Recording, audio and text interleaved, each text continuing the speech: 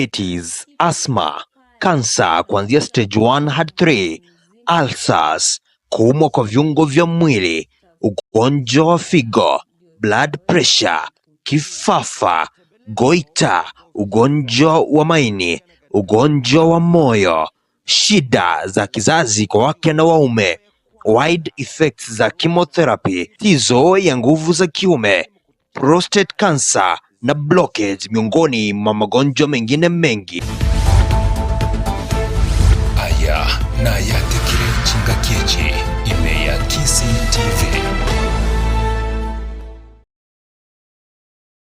Rongo Ibere mutenyi no yo gatano gatatu mwaka no yo gwichiru Ibere megwanse Ibere ne tano mwanjo muligererinde no kwegena mbiyole andonsi asole nago kwaniri nabayigongo kwarigani kwanyora yatekire Chinsa Isano na Ibere cyabo no mabasilitirane Cyrus Nyakundi nago sabirobe na incho ikomo elio. Aya na yatekire chingakiechi ime ya Chinsa TV.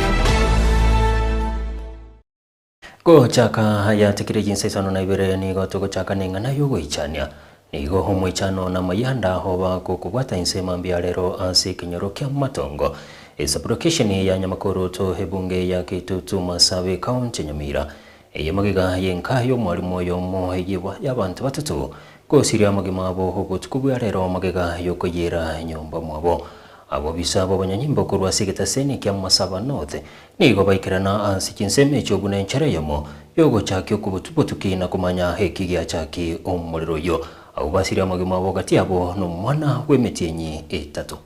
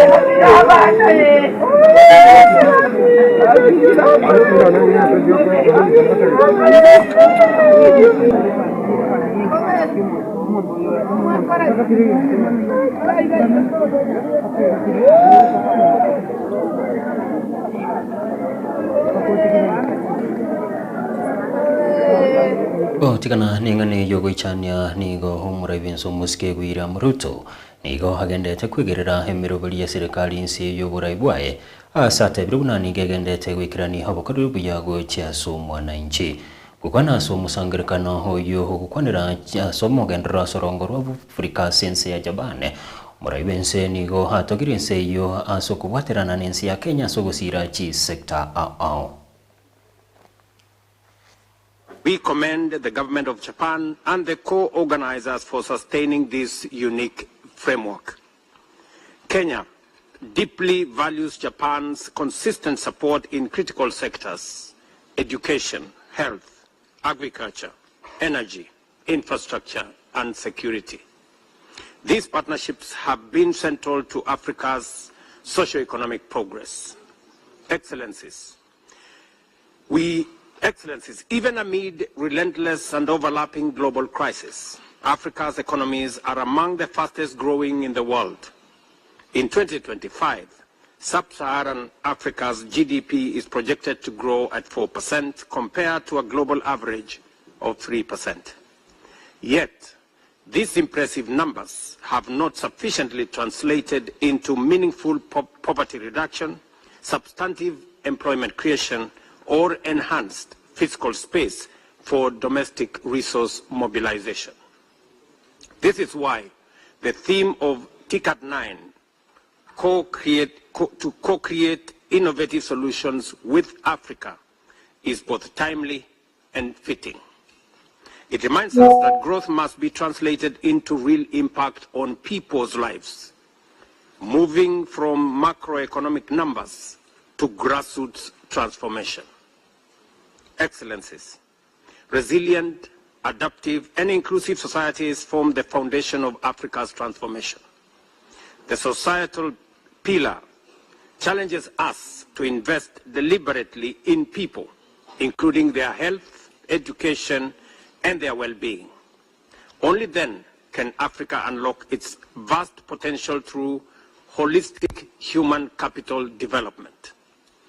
Africa is richly endowed with natural resources and a youthful population of nearly 400 million, bursting with energy, creativity, and innovation.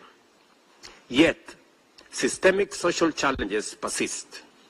To close this gap, we must champion programs aligned with global, regional, and national priorities, but tailored to build inclusive and resilient societies that leave nobody behind. In Kenya, for example, we are implementing the bottom-up economic transformation agenda anchored on building a fair and inclusive society where every citizen has a stake in our nation's progress.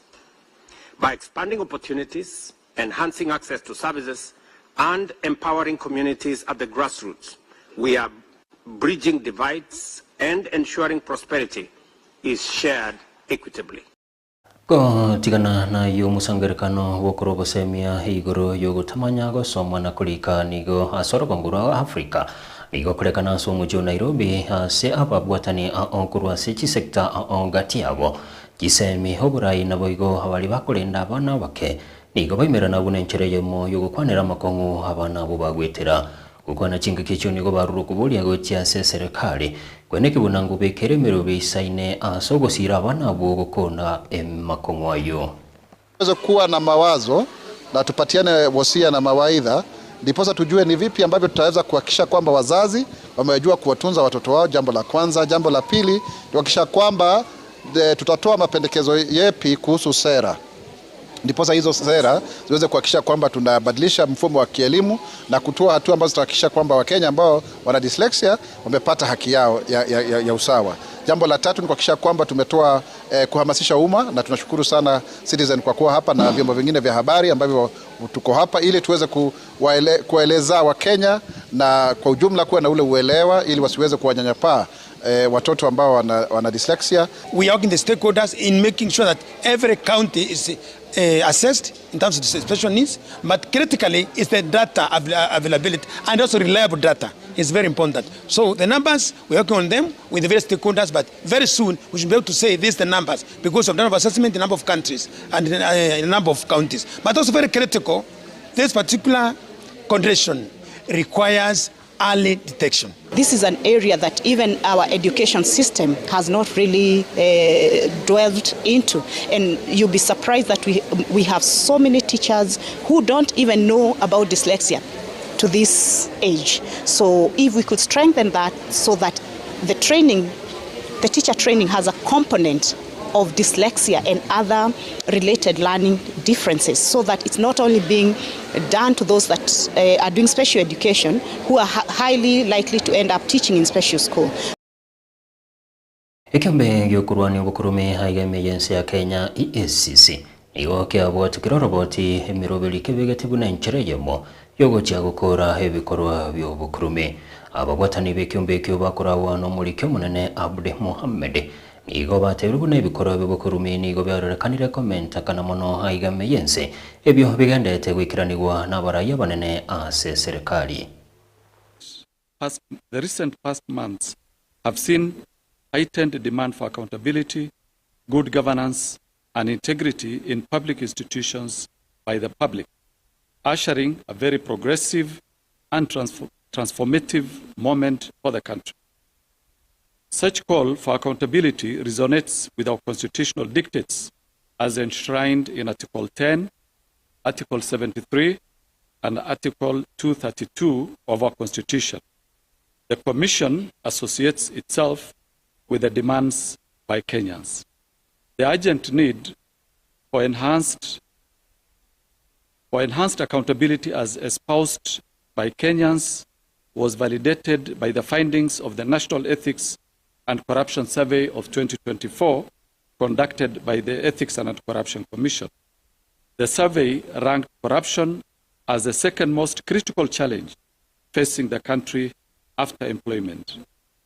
These findings and concerns underscore the urgent need for coordinated and sustained efforts to enhance investigative efficiency, prosecutorial effectiveness, asset tracing and recovery, and adjudication of corruption-related offenses.